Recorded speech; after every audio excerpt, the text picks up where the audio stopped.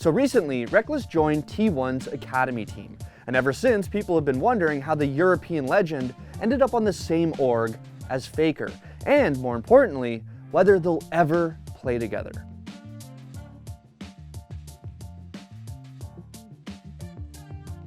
There was a time in League of Legends history when Rekkles and Fnatic were inseparable. He was there for so many of the EU org's most iconic moments and lofty heights, most notably in 2018 when he helped them to a Worlds final versus IG. But after a couple of rough seasons domestically, Rekkles blew up the internet by joining Fnatic's bitter rival, G2. Now, less than a year later, the two would part ways after more poor results that saw G2 fail to even qualify for Worlds. Rekkles moved to French Tier 2 team Gore and soon found success by winning the European Masters Spring Split. And then a year ago, things went full circle when Rekkles returned to Fnatic. But after an unimpressive Spring Split this year, Rekkles announced that he was role swapping to support and was benched. Now, it's important to know that he didn't get benched because he swapped roles, but yeah, it's not like Fnatic were going to give him a starting spot on a position that he had no experience in. Anyway, Rekkles spent the rest of this past summer as an inactive member of Fnatic's academy roster, which got a lot of people wondering what was next for this legend.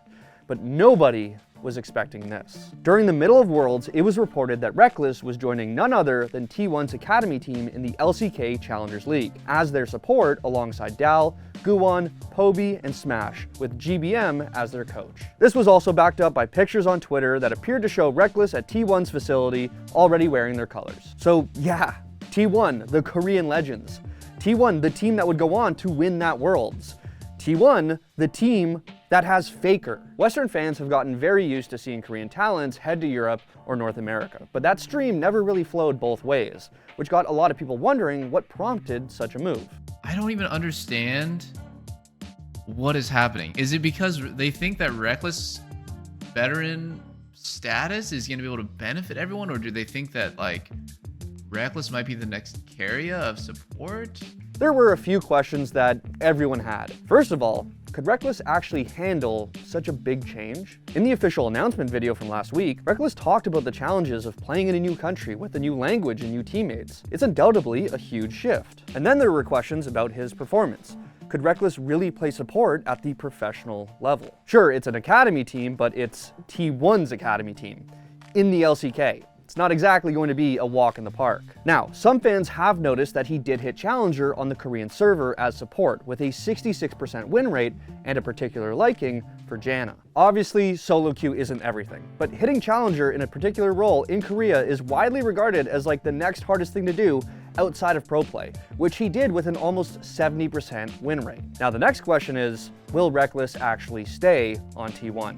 A lot of people just viewed this as a big marketing move. How serious is Rekkles, and for that matter, T1? Well, some keen-eyed Redditors did notice that Rekkles is contracted with T1 for 2 years.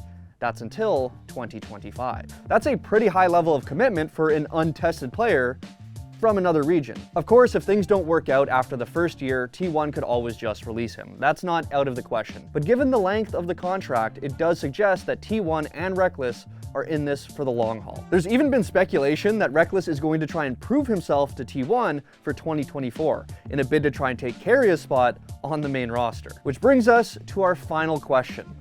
Will Rekkles actually play with Faker? Honestly, stranger things have happened in esports.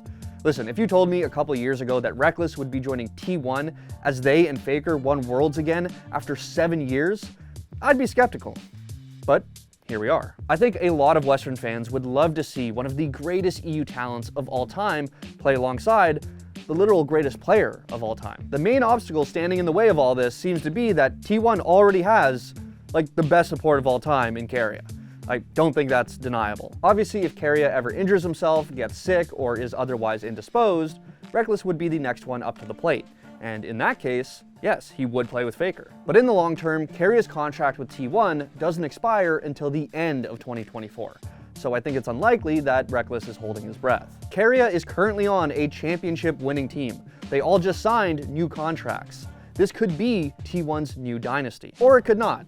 But I don't think Rekkles is going to hold out for more than a year to wait and see if the band will ever break up. He's said that he has received offers from LEC teams in the past, but declined because he felt like he wasn't at the right level yet. Perhaps a year on T1's academy team might change that, and he'll take up an offer to play on a main roster in Europe or Korea. But the quantity and quality of these offers all depends on how things go in this new year. Good choice by him.